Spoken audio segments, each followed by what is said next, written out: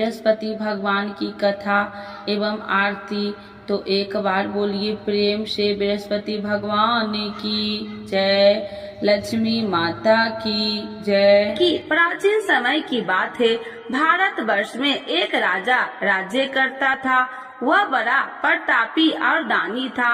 वह नित्य गरीबों और ब्राह्मणों की सेवा सहायता करता था। वह प्रतिदिन मंदिर में भगवान दर्शन करने जाता था, लेकिन यह उसकी रानी को अच्छा न लगता। न वह व्रत करती और न ही किसी को एक पैसा दान में देती। राजा को भी ऐसा करने से मना किया करती। एक समय की बात है कि राजा शिकार खेलने वन को चले गए। घर पर रानी और दासी थी। उस समय गुरु बृहस्पति साधु का रूप धारण कर राजा के दरवाजे पर भिक्षा मांगने आए। साधु ने रानी से भिक्षा मांगी तो वह कहने लगी, हे साधु महाराज, मैं इस दान्य और पुण्य से तंग आ गई हूँ। आप कोई ऐसा उपाय बताए जिससे यह सारा धन नष्ट हो जाए और मैं आराम से रह सकूं। साधु रूपी बृहस्पति देव ने कहा, हे देवी, तुम बड़ी विचित्र हो। संतान और धन से भी कोई दुखी होता है। अगर तुम्हारे पास अधिक धन है तो इसे शुभ कार्यों में लगाओ, जिससे तुम्हारे दोनों लोक सुधरे। परंतु साधु की इन बातों से रानी खुश नहीं हुई। उसने कहा कि मुझे ऐसे धन की आवश्यकता नहीं जिसे मैं दान में दूं तथा जिसको संभालने में ही मेरा सारा समय नष्ट हो जाए। साधु ने कहा, यदि तुम्हारी ऐसी इच्छा है तो जैसे मैं तुम्हें बताता हूँ तुम वैसे ही करना। बृहस्पतिवार के दिन तुम घर को गोबर से लिपना, अपने केसे को पीली मिट्टी से धोना, केसे को धोते समय स्नान करना, राजा से हजामत बनाने को कहना, भोजन में मांस मदिरा खाना, कपड़ा धोबी के यहाँ धुलने डालना। इस प्रकार 7 बृहस्पतिवार करने से तुम्हारा समस्त धन नष्ट हो जाएगा। इतना कहकर साधु बने बृहस्पति देव अंतर ध्यान हो गए। साधु के कहे अनुसार करते हुए रानी को केवल 3 बृहस्पतिवार ही बीते थे कि उसकी समस्त धन संपत्ति नष्ट हो गई। भोजन के लिए परिवार तरसने लगा। एक दिन राजा रानी से बोला, हे रानी, तुम यहीं रहो, मैं दूसरे देश को जाता हूँ, क्योंकि यहाँ पर मुझे सभी जानते हैं, इसीलिए मैं कोई छोटा कार्य नहीं कर सकता। ऐसा कहकर राजा परदेश चला गया। वहाँ वह जंगल से लकड़ियाँ काट कर लाता और शहर में बेचता। इस तरह वह अपना जीवन व्यतीत करने लगा। इधर राजा के बिना रानी और दासी दुखी रहने लगी। एक समय जब रानी और दासियों को 7 दिन बिना भोजन के रहना पड़ा तो रानी ने अपनी दासी से कहा, हे दासी, पास ही के नगर में मेरी बहन रहती है, वह बड़ी धनवान है, तू उसके पास जा और कुछ ले आ ताकि थोड़ा बहुत गुजर बसर हो जाए। दासी रानी की बहन के पास गई। उस दिन बृहस्पतिवार था। रानी की बहन उस समय बृहस्पतिवार की कथा सुन रही थी। दासी ने रानी की बहन को अपनी रानी का संदेश दिया, लेकिन रानी की बहन ने कोई उत्तर नहीं दिया। जब दासी को रानी की बहन से कोई उत्तर नहीं मिला तो वह बहुत दुखी हुई। उसे क्रोध भी आया। दासी ने वापस आकर रानी को सारी बात बता दी। सुनकर रानी ने अपने भाग्य को कोसा। उधर रानी की बहन ने सोचा कि मेरी बहन की दासी आई थी, परंतु मैं उससे नहीं बोली, इससे वह बहुत दुखी हुई होगी। कथा सुनकर और पूजन समाप्त कर वह अपनी बहन के घर गई और कहने लगी, हे बहन, मैं बृहस्पतिवार का व्रत कर रही थी, तुम्हारी दासी गई, परंतु जब तक कथा होती है तब तक न उठते हैं और न ही बोलते हैं, इसीलिए मैं नहीं बोली। कहो दासी क्यों गई थी?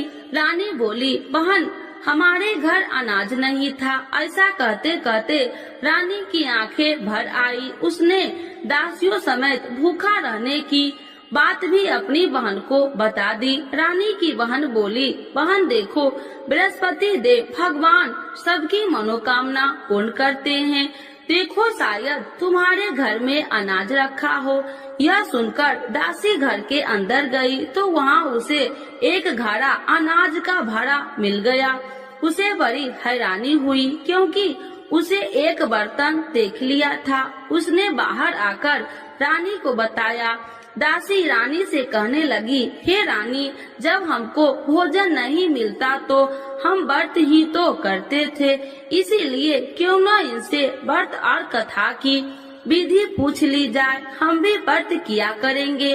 दासी के कहने पर रानी ने अपनी बहन से बृहस्पतिवार व्रत के बारे में पूछा। उसकी बहन ने बताया, बृहस्पतिवार के व्रत में चने की दाल और मुनक्का से विष्णु भगवान का केले की जड़ में पूजन करे तथा दीपक जलाए, पीला भोजन करे तथा कथा सुने। इससे गुरु भगवान प्रसन्न होते हैं, मनोकामना पूर्ण करते हैं। व्रत और पूजन की विधि बताकर रानी की बहन अपने घर लौट आई। रानी और दासी दोनों में निश्चय किया कि बृहस्पति देव भगवान का पूजन जरूर करेंगे। 7 रोज बाद जब बृहस्पतिवार आया तो उन्होंने व्रत रखा। घुड़सार में जाकर चना और गुड़ बिन लाई तथा उसकी दाल से केले की जड़ तथा विष्णु भगवान का पूजन किया। अब पीला भोजन कहाँ से लाए? दोनों बड़ी दुखी हुई, परंतु उन्होंने व्रत किया था, इसीलिए बृहस्पति देव भगवान प्रसन्न थे।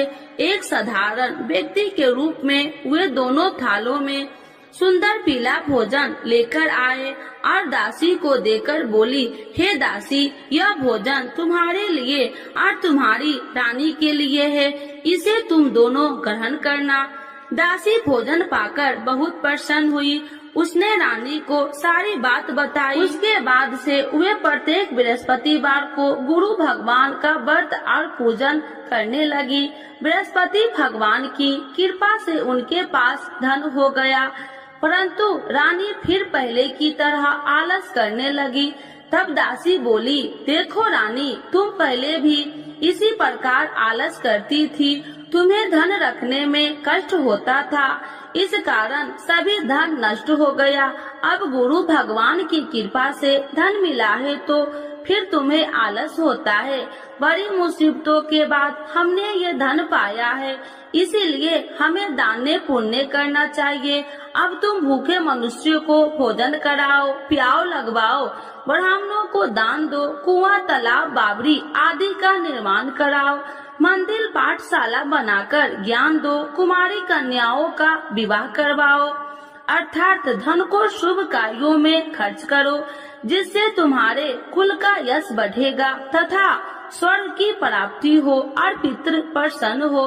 दासी की बात मानकर रानी शुभ कर्म में करने लगी, उसका यश फैलने लगा। एक दिन रानी और दासी आपस में विचार करने लगी कि जाने राजा किस दशा में होंगे, उनकी कोई खोज खबर भी नहीं है। उन्होंने श्रद्धा पूर्वक गुरु बृहस्पतिवार भगवान से प्रार्थना की, राजा जहाँ कहीं भी हो शीघ्र वापस आ जाए। उधर राजा परदेश में बहुत दुखी रहने लगा। वह प्रतिदिन जंगल से लकड़ियाँ बीन कर लाता और उसे शहर में बेचकर अपने दुखी जीवन को बड़ी कठिनता से व्यतीत करता। एक दिन दुखी हो अपनी पुरानी बातों को याद करके वह रोने लगा और उदास हो गया।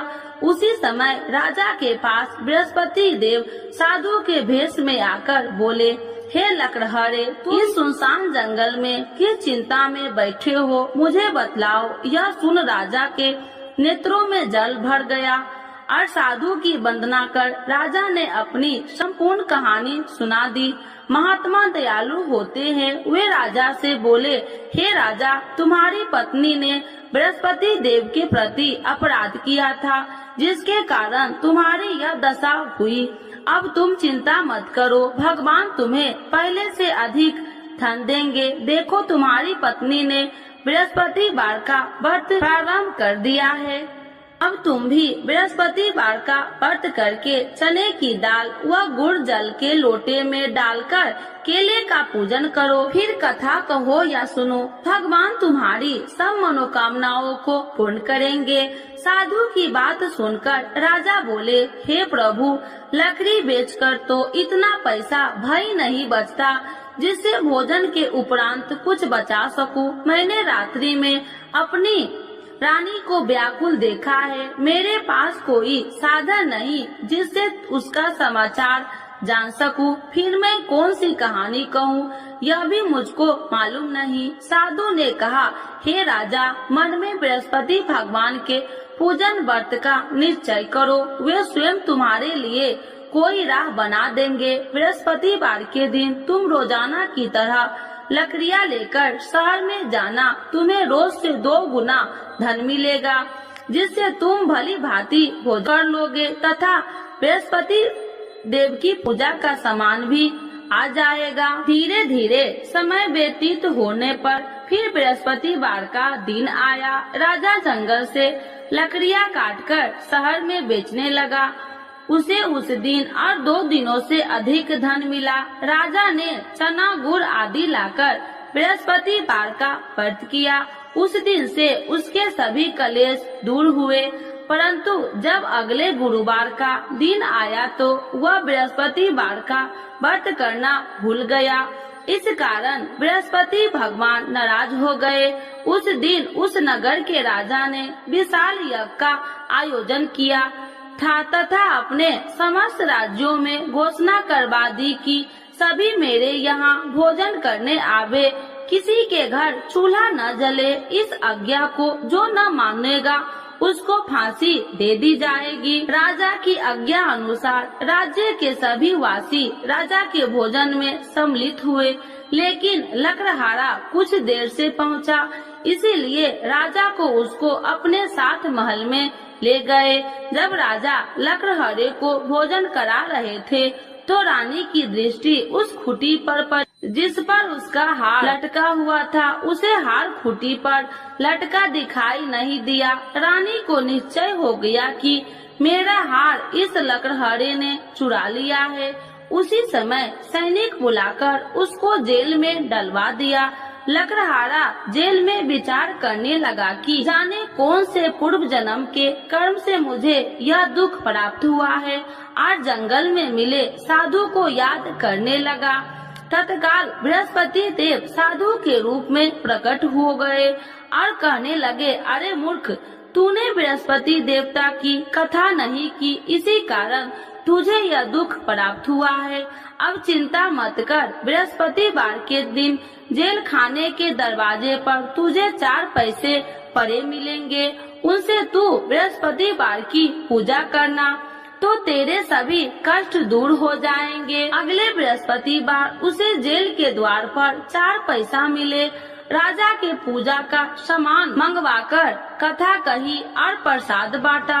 उसी रात्रि में बृहस्पति देव ने उस नगर के राजा को स्वप्न में कहा, हे राजा, तूने जिस जेल में बंद किया है उसे कल छोड़ देना, वह निर्दोष है। राजा प्रातः काल उठा और खूंटी पर हार टंगा देकर लकड़हारे को बुलाकर क्षमा मांगी तथा राजा के योग्य सुंदर वस्त्र आभूषण भेंट कर उसे विदा किया। गुरुदेव की आज्ञा अनुसार राजा अपने नगर को चल दिया। राजा जब नगर के निकट पहुंचा तो उसे बड़ा ही आश्चर्य हुआ। नगर में पहले से अधिक बाग, तालाब और कुएं तथा बहुत सी धर्मशालाएं, मंदिर आदि बने हुए थे। राजा ने पूछा कि यह किसका बाग और धर्मशाला है। तब नगर के सब लोग कहने लगे कि यह सब रानी और दासी द्वारा बनवाए गए हैं। राजा को आश्चर्य हुआ और गुस्सा भी आया कि उसकी अनुपस्थिति में रानी के पास धन कहां से आया होगा। जब रानी ने यह खबर सुनी कि राजा आ रहे हैं तो उसने अपनी दासी से कहा, हे दासी, देख राजा हमको कितनी बुरी हालत में छोड़ के गए थे, वह हमारी ऐसी हालत देखकर लौट न जाए, इसीलिए तू दरवाजे पर खड़ी हो जा। रानी की आज्ञा अनुसार दासी दरवाजे पर खड़ी हो गई और जब राजा आए तो उन्हें अपने साथ महल में लिवा आई। तब राजा ने क्रोध करके अपनी तलवार निकाली और पूछने लगी, बताओ यह धन तुम्हें कैसे प्राप्त हुआ। तब रानी ने सारी कथा कह सुनाई। राजा ने निश्चय किया कि मैं रोजाना दिन में 3 बार कहानी कहा करूँगा और रोज व्रत किया करूँगा। अब हर समय राजा के दुपट्टे में चने की दाल बंधी रहती तथा दिन में 3 बार कथा कहता। एक रोज राजा ने विचार किया कि चलो अपनी बहन के यहाँ हो आऊं। इस तरह का निश्चय कर राजा घोड़े पर सवार हो अपनी बहन के यहाँ चल दिया। मार्ग में उसने देखा कि कुछ आदमी एक मुर्दे को लिए जा रहे हैं। उन्हें रोककर राजा कहने लगा, अरे भाइयों, मेरी बृहस्पतिवार की कथा सुन लो। वे बोले, लो हमारा तो आदमी मर गया है, इसको अपनी कथा की पड़ी है। परंतु कुछ आदमी बोले, अच्छा कहो, हम तुम्हारी कथा भी सुनेंगे। राजा ने दाल निकाली और कथा कहनी शुरू कर दी। जब कथा आदि हुई तो मुर्दा हिलने लगा और जब कथा समाप्त हुई तो राम राम कह के वह मुर्दा खड़ा हो गया। राजा आगे बढ़ा, उसे चलते चलते शाम हो गई। आगे मार्ग में उसे एक किसान खेत में हल चलाता मिला। राजा ने उसे कथा सुनने का आग्रह किया, लेकिन वह नहीं माना। राजा आगे चल पड़ा। राजा के हटते ही बैल पछाड़ खाकर गिर गए तथा किसान के पेट में बहुत जोर से दर्द होने लगी। उसी समय किसान की माँ रोटी लेकर आई। उसने जब देखा तो अपने पुत्र से सब हाल पूछा। बेटे ने सभी हाल बता दिया। बुढ़िया दौड़ी दौड़ी उस घुड़सार के पास पहुँची और उसने बोली, मैं तेरी कथा सुनूंगी, तू अपनी कथा मेरे खेत पर ही चलकर कहना।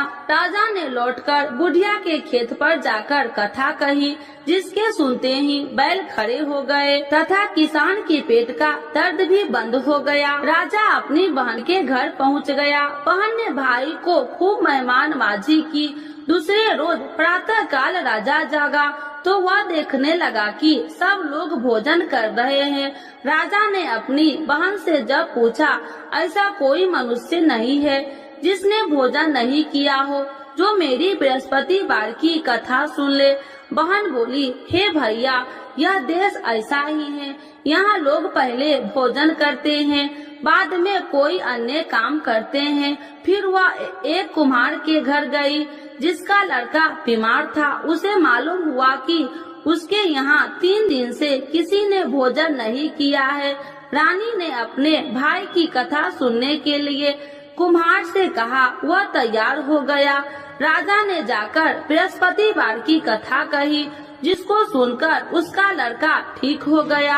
अब तो राजा को प्रशंसा होने लगी। एक दिन राजा ने अपनी बहन से कहा, हे बहन, अब मैं अपने घर जाऊंगा, तुम भी तैयार हो जाओ। राजा की बहन ने अपनी सास से अपने भाई के साथ जाने की आज्ञा मांगी। सास बोली, हाँ चली जा, मगर अपने लड़कों को मत ले जाना, क्योंकि तेरे भाई के कोई संतान नहीं है। बहन ने अपने भाई से कहा, हे भैया, मैं तो चलूंगी, मगर कोई बालक नहीं चलेगा। अपनी बहन को भी छोड़कर दुखी मन से राजा अपने नगर को लौट आया। राजा ने अपनी रानी से सारी कथा बताई और बिना भोजन किए वह सैया पर लेट गया। रानी बोली, हे प्रभु, बृहस्पति देव ने हमें सब कुछ दिए हैं, वे हमें संतान अवश्य देंगे। उसी रात बृहस्पति देव ने राजा को स्वप्न में कहा, हे राजा, उठ, सभी सोच त्याग दे, तेरी रानी गर्भवती है। राजा को यह जानकर बड़ी खुशी हुई। 9वें महीने में रानी के गर्भ से एक सुंदर पुत्र पैदा हुआ। तब राजा बोला, हे रानी, स्त्री बिना भोजन के रह सकती है, परंतु बिना कहे नहीं रह सकती। जब मेरी बहन आए तो तुम उससे कुछ मत कहना। रानी ने हाँ कर दी। जब राजा की बहन ने यह शुभ समाचार सुना तो वह बहुत खुशी हुई तथा बधाई लेकर अपने भाई के यहाँ आई। रानी ने तब उसे आने का उलाहना दिया। जब भाई अपने साथ ला रहे थे तो तब टाल गई, उनके साथ न आई और आज अपने आप भागी भागी बिना बुलाए आ गई। तो राजा की बहन बोली, भाई मैं इस प्रकार न कहती तो तुम्हारे घर औलाद कैसे होती। बृहस्पति देव सभी मनोकामनाएं पूर्ण करते हैं। जो श्रद्धा भाव पूर्वक बृहस्पति वार का व्रत करता है एवं कथा पढ़ता है अथवा सुनता है और दूसरों को सुनाता है, बृहस्पति देव उसकी सभी मनोकामनाएं पूर्ण करते हैं, उनकी सदैव रक्षा करते हैं। जो संसार में सद्भावना से गुरुदेव का पूजन एवं व्रत सच्चे हृदय से करते हैं, उनकी सभी मनोकामनाएं वैसे ही पूर्ण होती है जैसे सच्ची भावना से रानी और राजा ने बृहस्पति देव की कथा का गुणगान किया तो उनकी सभी इच्छाएं बृहस्पति देव जी ने पूर्ण की। अनजाने में भी बृहस्पति देव की उपेक्षा न करे, ऐसा करने से सुख शांति नष्ट हो जाती है। इसीलिए सबको कथा सुनने के बाद प्रसाद लेकर जाना चाहिए। हृदय से उनका नमन करते हुए जयकारा बोलना चाहिए। तो एक बार बोलिए प्रेम से बृहस्पति भगवान की जय, विष्णु भगवान की जय, लक्ष्मी माता की जय। आरती श्री बृहस्पति देव की। ओम जय बृहस्पति देवा, स्वामी जय बृहस्पति देवा। छीने छीने भोग लगाऊं, छीने छीने भोग लगाऊं, कदली फल में बा। ओम जय बृहस्पति देवा, तुम्हें पूरन परमात्मा, तुम्हें अंतर्यामी, स्वामी तुम्हें अंतर्यामी। जगत पिता जगदीश्वर, जगत पिता जगदीश्वर, तुम सबके स्वामी। ओम जय बृहस्पति देवा, चरणामृत निज निर्मल, सब पातक हरिता, स्वामी सब पातक हरिता। सकल मनोरथ दायकी, सकल मनोरथ दायकी, कृपा करो भरता। ओम जय बृहस्पति देवा, तन मन धन अर्पण कर, जो जन शरण पड़े, स्वामी जो जन शरण पड़े। प्रभु प्रकट तब हो करे, प्रभु प्रकट तब हो कर, आकर द्वार खड़े। ओम जय बृहस्पति देवा, दीन दयाल दयानिधि, भक्तन हितकारी, स्वामी भक्तन हितकारी।